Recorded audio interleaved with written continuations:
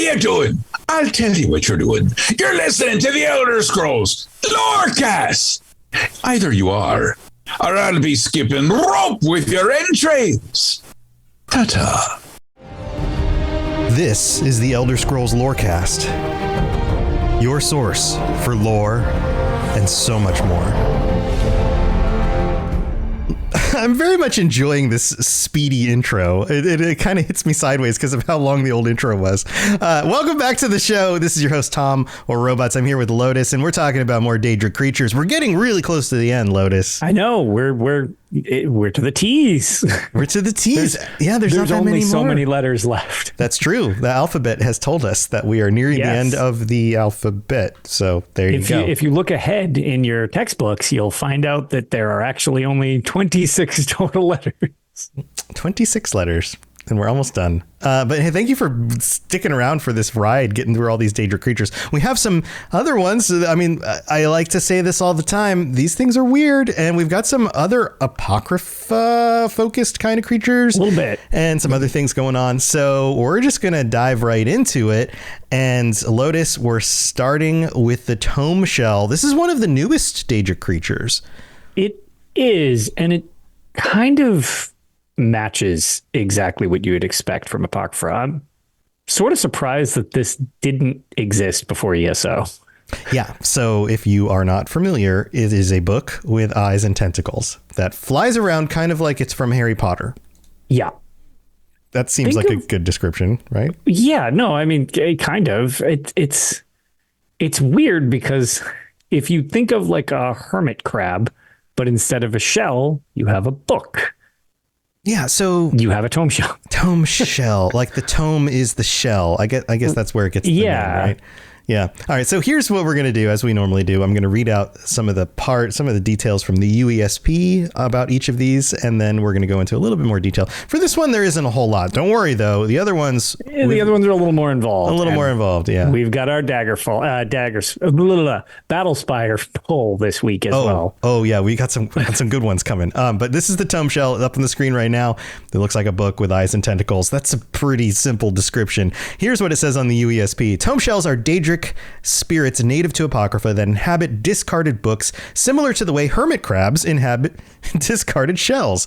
And other things too. If you live in Florida and you see hermit crabs on the beach, which it's a thing, you can find them places. Sometimes they're in like garbage because they're like, this makes a good shell. These are in books. They are mostly harmless but can lash out when threatened. They are considered a type of Daedric vermin. So we've talked about some of these other vermin-like creatures.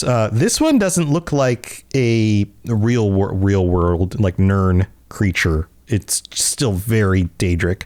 And their pages are known as feathers and can be used for magical rituals. That's handy. Yeah. You have to wonder what's written on those pages. Like, what do you think is actually on? Is this just like They're book? floating textbooks. Yeah. Textbooks if you're in about college, they just make things super easy because they just hover over with the exact chapters you need. Nice. Okay. All right. So they're textbooks, but you have to wonder, like, we've spent a lot of time in Apocrypha with the most recent last year of release content for ESO. There are, I don't know how many books. I think somebody should probably go through all of those zone and all the little mini dungeons and count all the books and find out. Yeah, I bet nobody will. I bet there's a good 200,000 books. Also, I bet nobody could fact check them because if we got one person to do it, that's already one more than I would ever expect. Yeah, it would take a very long time. But my question here is, are these like the Watchers, which we're going to talk about later as well, but they've now like hidden themselves in books? Or like, what does the rest of their body look like without the book? And also, did they just pick a random book and just be like, oh, that one fits, I'm going to get in it, like a hermit crab does? Actually, so Weather Dragon just joined us and mentioned that somebody actually looked inside and it's the ABCs. He's pretty sure it's TES Benefactor who's joined us before. What? Which that totally seems like a thing Benefactor would look into. Oh my God, we're gonna have to confirm this. Like it looks like Daedric text. I now need to actually look into this too. If you look at it real zoomed in, that would not pretty surprise close. me in the least. That is hysterical. Yeah, it looks just like Daedric text, but things don't look like they're spaced out in words. So it might just be the it Daedric alphabet over and over and over again. That might be a thing. I'm gonna have to go in the game and get as close as possible. I want to get find out. I want to just screw around with like zooming in and getting it from different angles because I that totally seems like a thing that they could do. That's really funny. Yeah, this didn't occur to me when I was getting ready for the show, but like now to try to like twist it and see if we could get an angle to see what's literally in the book. Right. Yeah, I didn't think about that. I should have thought about this question earlier and just done a little bit of research. But I can follow up if I can get a view of this because I have the Tomeshell pet, and if you place them in your house, you can rotate them. So you can rotate it and see if you can read inside the book. Do you think that's a violation? Would the Tomeshell feel violated? Would he be like, "Oh, stop looking under my feathers"? Stop looking because they're looking in feathers. my binding. That's enough. Please ask permission first next time. Yeah, I was going to say you open the book and it just says no. I was like, all right, well, I guess we're done here. Yeah. All right. So that's Tomeshells. Not a whole lot else to say about them. They show they're floating all over the place in ESO. New enemy, or not even an enemy. They're usually passive. They're passive. They're just like, they're vermin. They're just kind of going about doing their own thing. They don't really care. And they don't show up in any of the other games, just ESO. They don't. Honestly, they're one of those additions that makes total sense, and you're surprised it wasn't there before they were added. Like, especially with the Dragonborn DLC, when you're roaming around in Apocrypha. It's like, oh yeah, no, they were just floating pages. They never really went into one of these creatures. These ones totally fit. So it's just like, oh yeah, all right, that makes sense. Yeah, which makes sense because with more time, with more games, they've got more time to flesh things out a little bit more. They add more stuff, and I know that drives people crazy with the lore because they're like, well, it must not be real lore because if it was, it would have been in Skyrim. And it's like, how many times can we hear their neck beards growing? Right, like how many times can we do this until it's just like, oh, the only thing that's real is in the design docs of Arena. Like, I mean, come on, like at some. Like you keep pushing the line around, whatever. It's in the game. It's canon. It's a game thing. Well, again, it's their story to flesh out. So it's why I would, as long as it tends to have some degree of consistency, I'm usually pretty amused. And if it's not consistent, give me at least a half decent reason why. Right. And I think the other thing a lot of people forget is like, if you're playing the games now in 2024, then at some point you're going to be like, oh, well, these games are canon because they're the original set. And then you have the newer games or ESO or whatever. You're like, oh, that's not really canon. But if you jump ahead 10, 15, 20 years, people are going to make the same argument, but they're going to include ESO because they're like, oh, that's one of the older ones. So that like, we're just going to keep pushing the boundary around and it's just silly. So why don't we just say, okay, it's in the games. It's canon. Now let's not argue canon, but argue more of like, does it make sense or is it right? Yeah, that's why when you get into, people also like to pretend it's like, well, the old games are the like definitive thing. That's why I have trouble when I'm like, get in some of the old games and some of those spin-offs get real weird. Yeah, absolutely. All right, let's move on to our second one. Yeah, speaking of real weird. Speaking of real, this is your Battlespire pull for the episode. Yeah, we're already here. All right. Vermai. Vermai are a type of gaunt and sharp-toothed Daedra that serve as dark minions of the lesser Daedric lords. They are aggressive and mindless. I love some of the description in this, so pay attention. And typically attack all who approach. It is said that the Vermai have no thoughts. They don't think at all, and therefore cannot fear, because if you can't think, you can't be afraid of anything, right? Right. They are sometimes responded to attempts at communications. They have sometimes responded, but never in any intelligible way. Considered to be one of the most idiotic Daedra. I love that title. Okay. So before we finish with that thing, one thing that I've brought up a bunch of different times is when you're playing through the Elder Scrolls Legend Battlespire, if your speech is like high enough and stuff like that, you can start conversations with all these weird things that normally in the newer games, they kind of just attack you if they're an enemy. But in that game, you could really kind of talk to pretty much anything, which is weird. Clan Fears would talk and Spider Daedra would talk to you. Well, Spider Daedra still talk, but Clan Fear is not really a thing. Scamps don't really talk very frequently type of deal. And I remember trying to get the Vermai to talk to me. And a couple of them were actually passive, but they just kind of went, they like didn't do anything. Right. And they just gave you like, I always play with subtitles, just for myself and others when possible. Sure. And I remember several of them were literally just like, its response was just like, ... Right. They're not even able to and I'm speak. like, this thing's got nothing. Right. Like you're. And I just sort of assumed my speech wasn't good enough to draw it out of them. I think they just aren't. I think they just gave me like, I don't overtly want to attack you because you have a high enough speech thing, but I got nothing upstairs. So yeah, Boots, your corgi is smarter than these things. Yeah. Yeah, especially if you put like a carrot somewhere. He suddenly becomes very smart. Yeah. So here, I'm going to, let's continue with the description because there's still more fun stuff on this one. Yeah, there is more. I just figured I would add. Yeah, no, that's a good addition. Those who summon them can control them through pacifying helmets. At some point during the early second era, the prodigal student Feindor of Aegea Rel summoned Vermai through alchemy to serve him. Out of spite, Nerenth had those same Daedra torture him. Of course, summoning Daedra always turns out bad for the mortals, right? It's great. I can't imagine what you mean. Ingasa, a servant of Clavicus. Ingasta. Sorry, I messed that up. A servant slowed. Yeah, a servant of Clavicus Vile summoned Vermai to guard his tower and kept them under control through helmets. The Vermai clan served Zenaida Nakara, aiding Mehrunes Dagon in his invasion of the battle spire during the Imperial Simulacrum. Yeah. So I think, all right, so personal preference, I guess, for whatever you'd want to call this as a personal preference. I think the design from Battlespire is very unsettling. Like they're really kind of creepy. I do find it funny that, what's her name? Nakara does not look anything like these. She's just like a generic, like seducer style Daedra. Yeah. She looks like any of the other intelligent Daedra, or right. I mean, she's basically a hot booby lady from the 90s. Yeah, right? Hot 90s enter booby Battlespire for everything. But yeah, the Vermai like from Battlespire have like a very like horror-esque type of unsettling look. Oh yeah, look at the concept art. The concept art of these. Yeah, I mean, the concept art is very weird. Yeah, like those wrist bones are way too far from the fingers. Yeah.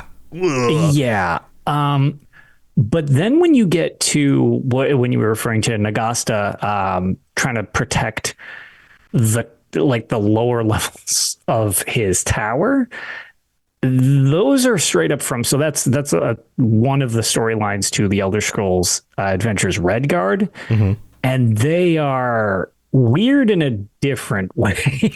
Yeah, here let's look at the Redguard ones. Oh, and also they have the control helmets on. Yeah, like, that's what I was about to specifically kind of say. Is the control helmet ones are really, because you almost think it's like a beak that's coming out of their forehead, but it's really a helmet that they're wearing. Yes. They're very, they've got a very different look. It's much more of a, I don't know. One of them looks sort of like it could belong in The Nightmare Before Christmas. Okay. Art style wise, it's very like stitched together looking from the angle. But for the most part, those helmets are what make them very, very strange. Just because they're elongated. They're like they're elongated. Yeah. It almost looks like a horn coming off the top of it. Yeah. And they're just, they've got like a pale coloring to them. They've got, they're super they took weird. On a very different look, which just, they look a little more horror movie-esque, like Insanity style horror movie rather than like body horror movie type of deal, if that makes sense. Yeah, in chat they're talking about it, like Silent Hill nurse vibes. Yeah, absolutely, Plague Doctor. Totally. Yeah, yep. Yeah, it's they got a little bit of that going on. Definitely weird. Also, the Battlespire close up of the face, like this, the first one on the list here. Nice melty skin. Oh man, they're like elongated foreheads with their ears way up high. I can't tell if it's melted skin or if there's like just rot growing on its face. Yeah, and the texture on their skin is like blotchy. But then look at their teeth. It's almost like they have all of these rows of like lower teeth that are pushing upward into their face. What is it? H.R. Geiger? Is he the one who does Alien? Yeah. It is a little alien-esque. Yeah. Yeah. So it's that type of creep factor going on type of deal. But yeah, they are An enemy that honestly I think is really weird, pretty unique looking. I wish they actually used them a little more in the series. Yeah. It's just those two games, like, which is interesting. They've never been used in a non-spin-off game. Yeah. It's just offshoot games. So, and honestly, the back-to-back offshoot games, which maybe that's why they were like, oh, this is the problem with the series. I mean, they've done some other like more horror-esque looking Daedra, especially in ESO. Without a doubt. You've got like the I'm not gonna remember their names. You know, the big lanky guys. You see them in Apocrypha sometimes.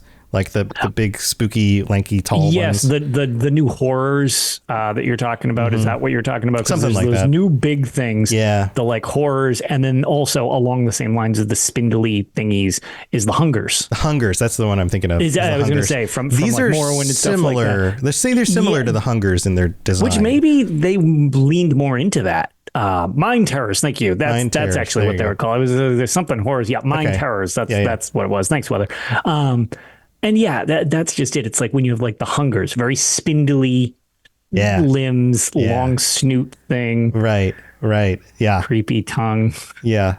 Almost like they're from like a Stranger Things. They're like a kind of like Stranger very Things-ish. much. So I wonder if, because oftentimes we see either the transformation of a creature into a different creature or it being modified over game to game and over time. I wonder if maybe these got phased out more in favor of hungers as they went more in the series. Maybe. I mean, they can't talk, so it kind of makes writing storylines around them. Like they become fodder enemy. We've talked about fodder enemies. Which ESO before. does generally need and utilize fodder enemies quite a bit. These seem like that'd almost be a pretty good one to scoot back into the series as opposed to needing to make up a new creature type. Yeah.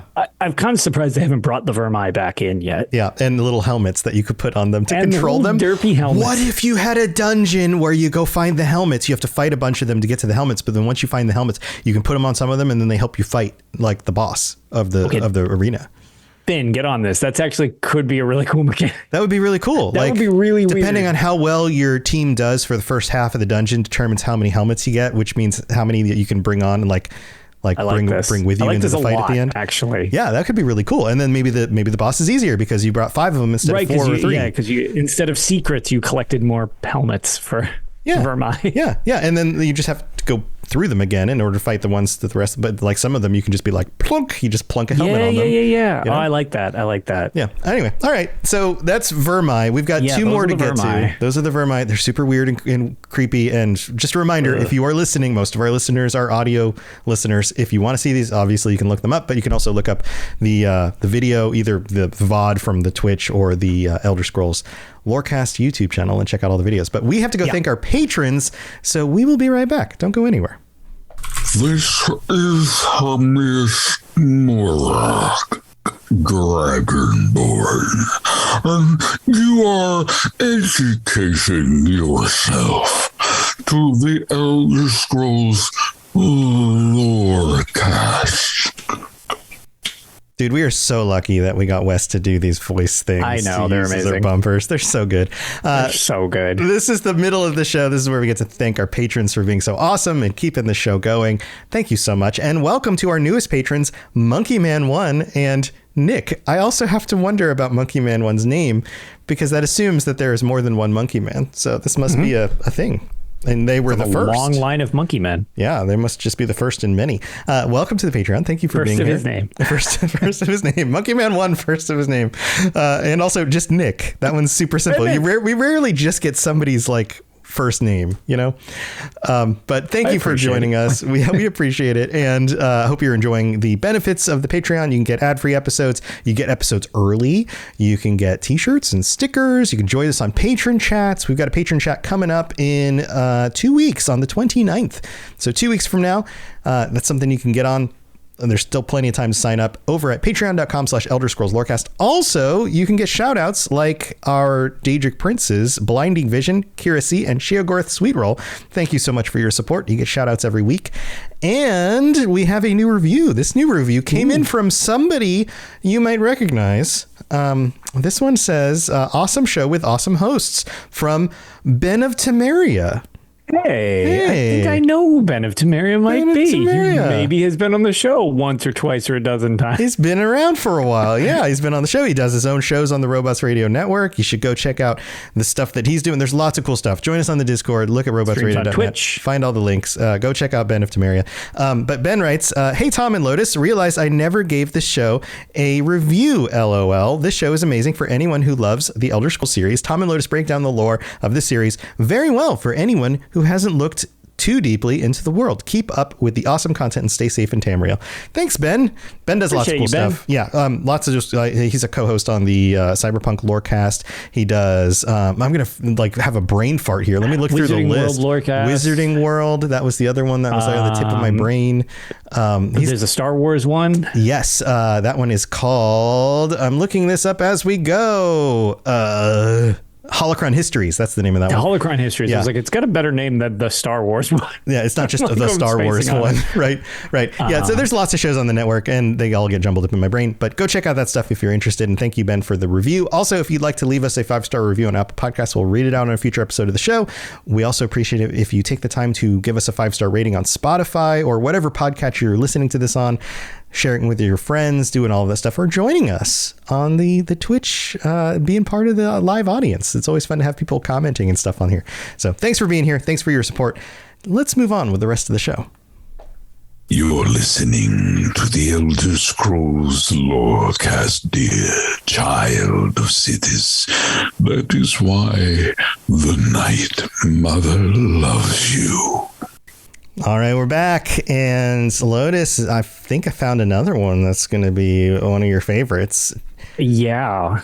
Yeah. We've reached W for Watchers. Watchers are so freaking cool. Look at these guys. Look at these little buddies, little eyeballs with tentacles. I love the Watchers. I think they're wonderful. So Watchers are really neat. They're like, I mean, I know these are actually not super unique to the Elder Scrolls. They're basically beholders. That's what I was going to say. Even I know kind of revised beholders from Dungeons and Dragons. Right. Yeah. But somebody showed me that. I was like, oh yeah, they're just whatever that thing is. And they're like, yeah, it's a beholder. I was like, okay, yeah, they're that. But these things are pretty neat, actually. Most of them seem a little less fierce and bloodthirsty than beholders, from what I understand. But yes, beholders in Dungeons and Dragons are very, very dangerous. They're very high level enemies. If I'm recalling correctly. I'm sure somebody can correct me on this. It's been a while, but these not so much. No, and I mean, there are definitely varying sizes of them, and they can, like, oftentimes you will fight them as, like, they'll be gatekeepers and stuff like that. So it's totally like a thing where they're not necessarily pushovers, but they're all over the place. Like, some of them are huge and, relatively threatening with, magica powers and stuff like that. Other ones are tiny and cute little baby guys, little watchlings. And some of them speak. Like, there's a decent amount of them that talk. I don't know where they talk out of because they don't have mouths. They don't have mouths, which is weird. I assume they just use the little flappy fin things and they just make like a hand puppet. Yeah, that's like where they talk. Hello, everybody. Hello, nice to meet you. Where they talk. No further thought on that needed. I would rather. I think maybe their eyelids blink, and that's how they talk. Like their eyelids are their mouth. That would be disgusting. All right.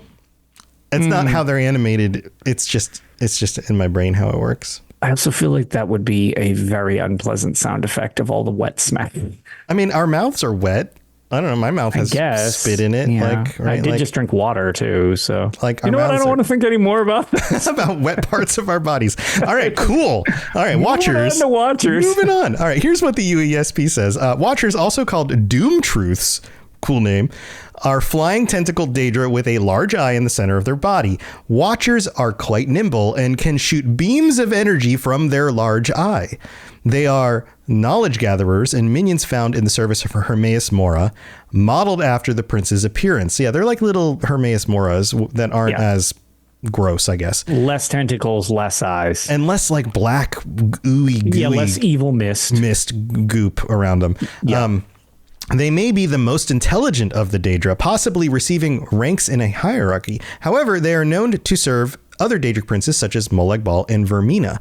Locking eyes with a Watcher is dangerous. A mortal soul can be eaten away if one stares too long into their large central eye. Everything in Apocrypha is dangerous if you look at it too much. Some Watchers have a necrotic gaze, causing the skin on a mortal's face to tear away if they stare too long. Ugh. They are able to separate the lies from the truth, which comes in handy to Mephala, adding to her powers of deception. This is the cute part. The term Pocket Watcher refers to Watchers that are far smaller in size than the average Watcher. These are occasionally kept as pets by some warlocks. Another term used to describe small Watchers is Watchling. They are no bigger than a human's fist and are not the offspring of Watchers. So it's not like they're baby ones. They're just smaller. Right. They're described as runts of their kind and curiosities as opposed to terrors. It is unknown whether they keep their form forever or eventually transform into the larger versions. We don't know. Daedra are weird. They can change forms. They do weird stuff. It goes on, it says, most Watchers, particularly those in service to Mora, are varying shades of green with orange or cloudy eyes. The Watchers that serve Molag Bal are typically gray with blue eyes. You would assume they'd be red, but they're not. Amaranthine Pocket Watchers are vibrantly hued white/purple Watchers with purple eyes that once inhabited the ruins of Zaintararis. Did I say that right? Until an unfortunate explosion set them free, giving their color and origin. Sheogorath is suspected to hold some sway over them. Powerful Watchers can also be red with green eyes. Dagonic Watchers serves Mehrunes Dagon and are red. That makes sense. They're red for him, but not the other one, not Molag Bal. In appearance to yellow eyes and nerves, similar in color to lava, and shoot searing beams of lava out of their eyes. Those in service to Mephala are black with red eyes and highlights. So they come in lots of different colors. They serve lots of different Daedric princes. And some of them get really big and are kind of gross. How do you feel about that? Okay. Yeah, they are neat. And they are like little mini Moras. For some reason, to me, they look more like ocean creatures than like... It's the tentacles. They've got this like squiddy octopus thing they going have on. like they definitely look very squiddy, which is interesting to just have as like an addition. Also, one thing, the Doom Truth, Blinding Vision was curious about Doom Truths. Apparently, I actually looked that up while you were reading through that. Mm-hmm. It's apparently related to the Cypher's Eye Pocket Watcher pet is something related to the name, according to the UESP. So I'm not entirely sure. It seems like it might be the name of the little guy. So weird. Weird. Like it's like one little itty bitty detail that was that seems like a very specific detail, but that and it is Doom Truths. Doom Truth. Yeah. TRUTH. So that seems to be the reference to that name. I don't know. They're weird. I definitely like them because I definitely, have mentioned how much I enjoy the Hermaeus Mora Apocrypha theme and all of that. So they definitely fit in, but I enjoy the ones that talk personally. Normally when things are overly humanoid, sometimes I don't care for them as much, or like humanized. It's a weird creature that has nothing, it doesn't look at all like a human, it can talk, then it acts human. That's weird. Or I really liked the catalogers. One of them is called Scroot.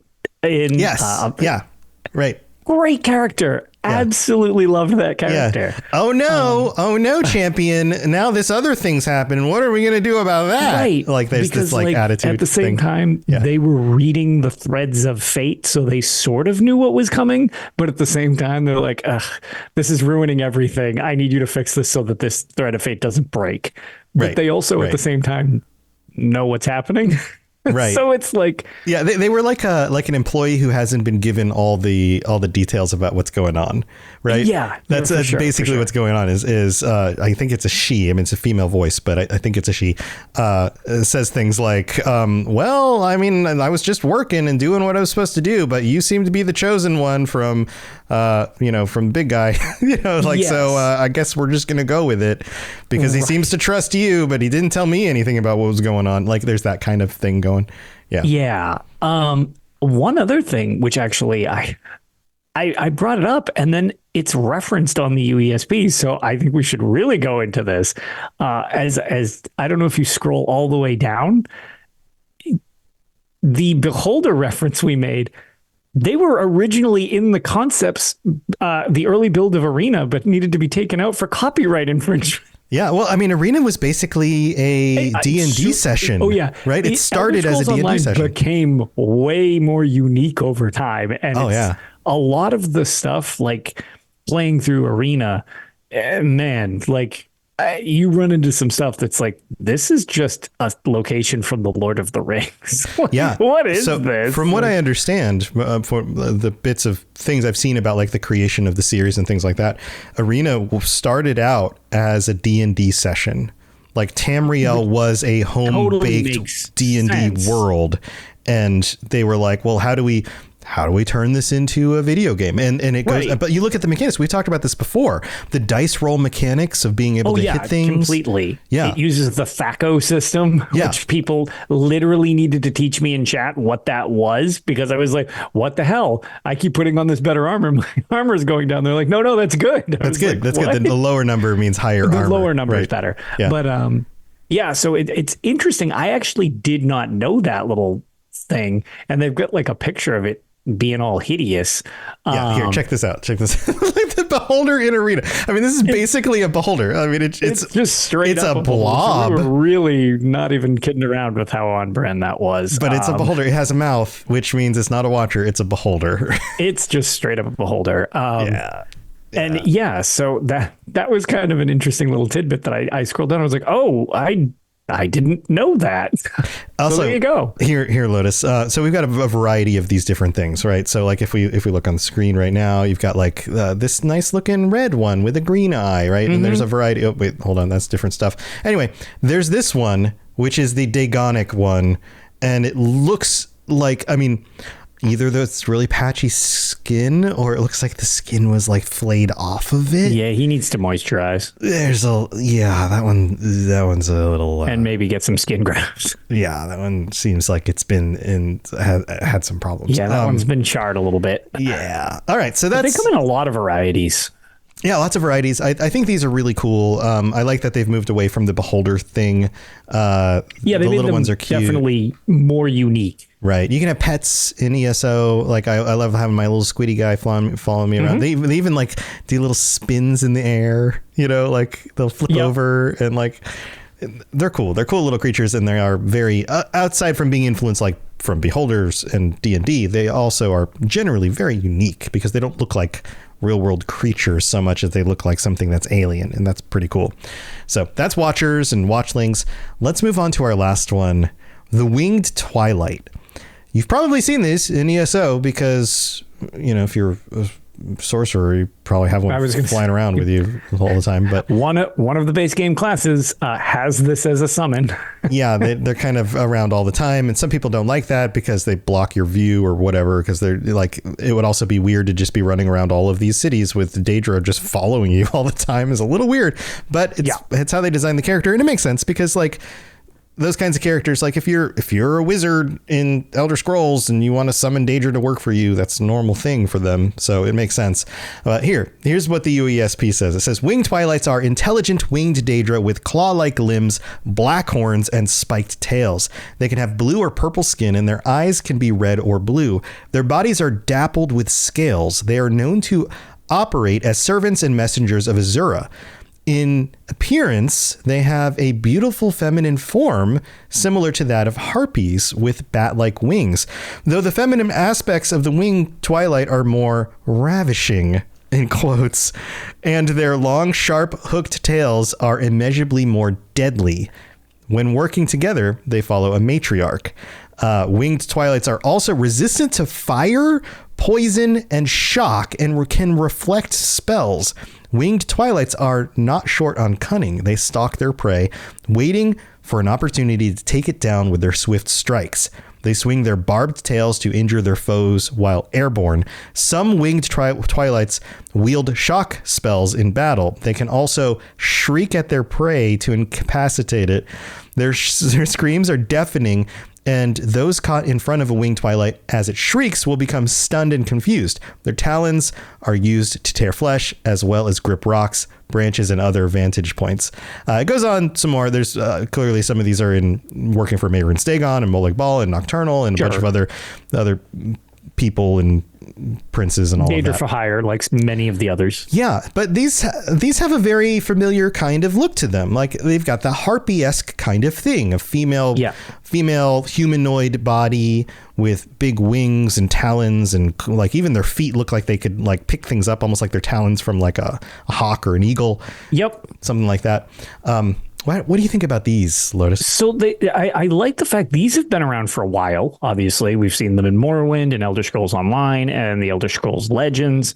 But it is interesting because you mentioned the harpy part, where they do resemble, like a harpy, like a more demonic harpy thing instead of like a potentially realistic fake creature, like fantasy creature type of thing. And the other thing is, I feel like, talking about evolutions from game to game, we have the old form of some of the types of the seducers from like Battlespire and stuff like that.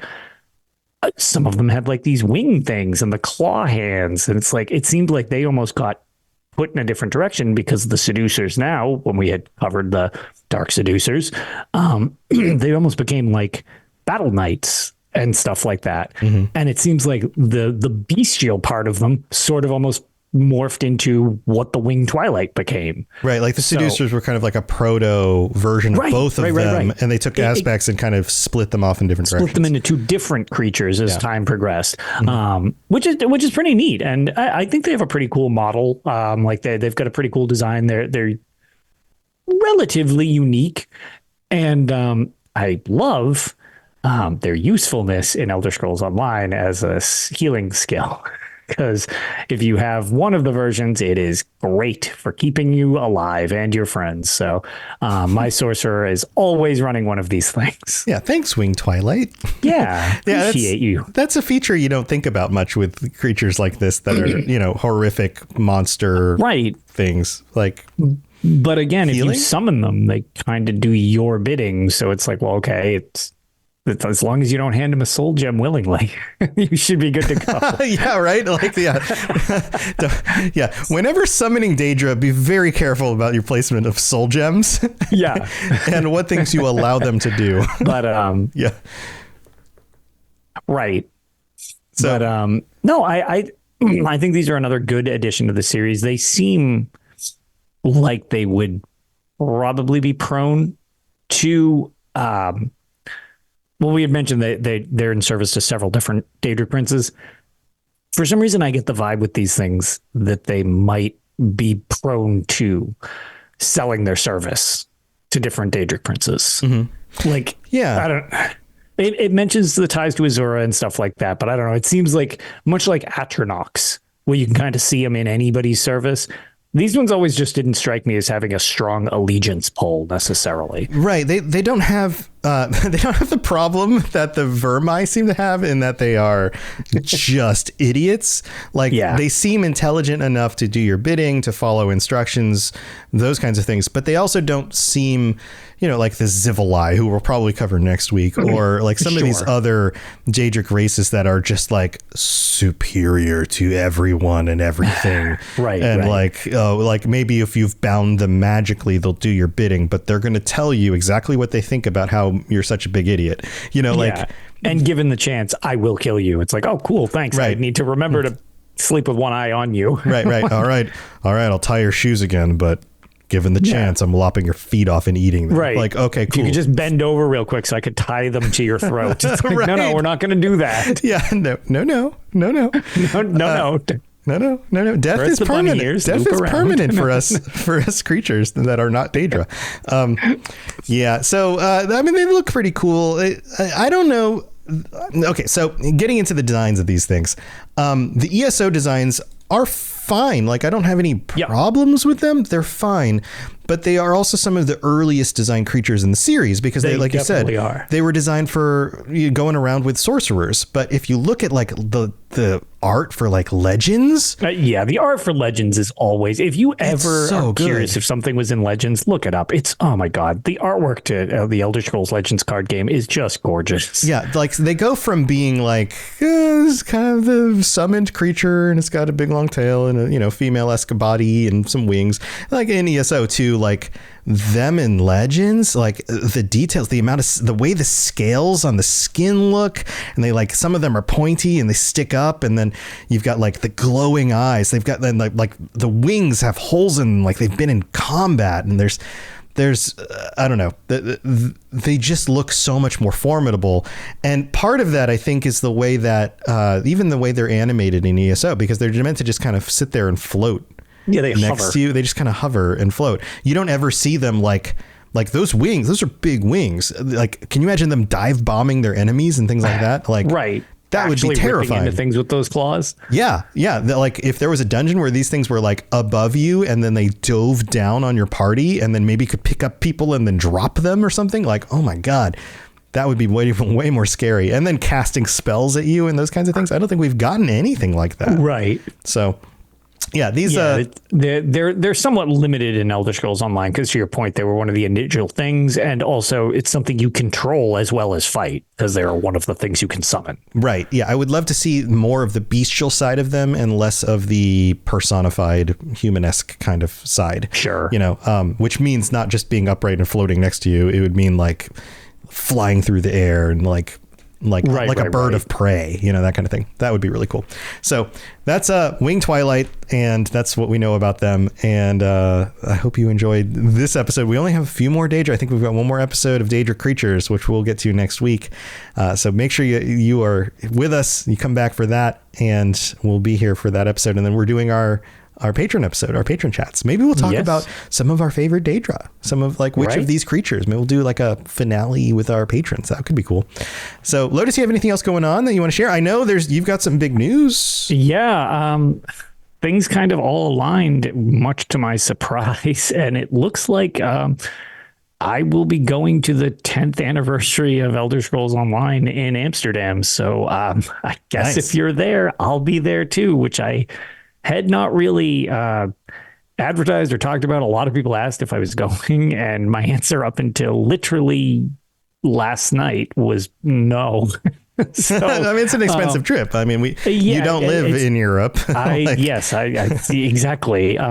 So yeah, just a lot of things kind of lined up for me where it looks like now I am going. So I am really excited for that. Nice. I actually got the chance to go to Amsterdam this summer because my wife had I was going to say, remember you mentioning that. You're like, oh God, I don't know if I have it in me to go back. She had a big week-long work thing, and then I headed over afterwards. And it was, I mean, it's a really cool city. Like there's like the biking, the everybody bikes around the city. Like it's so walkable. There's some cool places to go see. Anyway, I hope you enjoy it. I hope you have a fun time. Yeah, I'm very excited. Obviously excited for the event as well, and getting to see a bunch of people that I've either never met or have been seen in a while.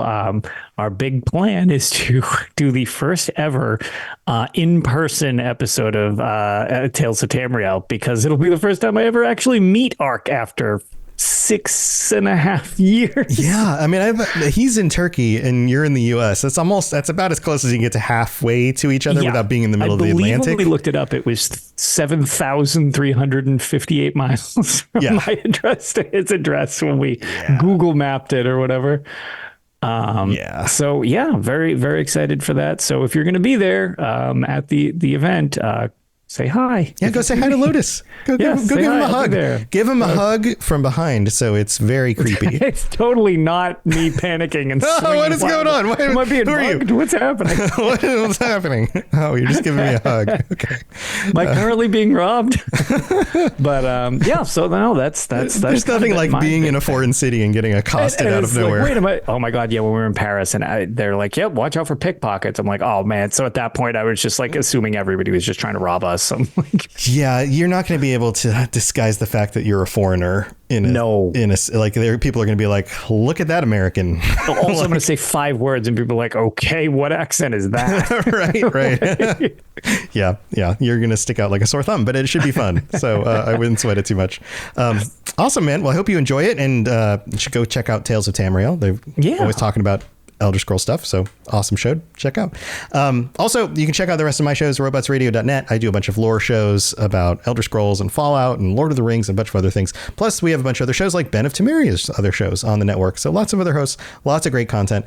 If you're looking for more stuff, go check that out. And thank you for being here, and stay safe for the next week until we finish up the Daedra, and try not to talk to any Vermai for the next week. It's fine. Just be like the Vermai and keep your brain nice and empty until next show.